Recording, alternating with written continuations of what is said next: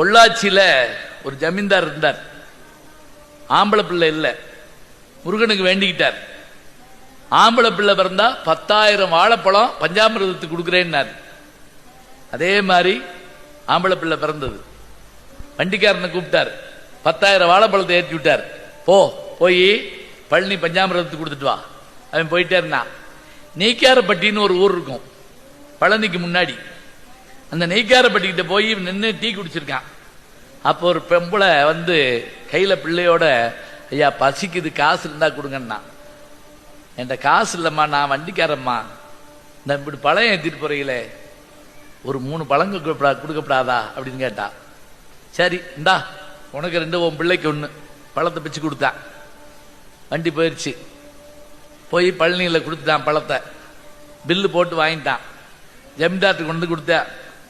அவர் அன்னைக்கு நிம்மதியை படுத்துவங்கனாருங்க. ராத்திரி 3 மணிக்கு ஒரு கணா ட்ரீம், தமிழ்ல சொல்றதுன்னா அப்படிதான் சொல்ல வேண்டியிருக்கு. அந்த கனவுல முருகன் வந்து, எப்பா நீ கொடுத்து விட்ட 3 பழம் எனக்கு கிடைச்சது அப்படின்னாராம். படக்குன்னு எந்திரிச்சு உட்கார்ந்தாரா ஜமீன்தார். அட பாவி, 10,000 பழத்தை கொடுத்து விட அம்பட்டி வித்து விட்டு வெறும் 3 பழத்தையா கொண்டு போய் கொடுத்துருக்கான். அவனை கூட்டு வாங்கடா.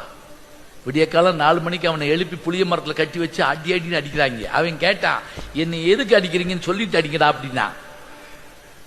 ஜமீன்தார் வந்தார். ஏண்டா 10,000 பழத்தை என்ன பண்ண? சாமி அங்க கொடுத்துட்டேன்.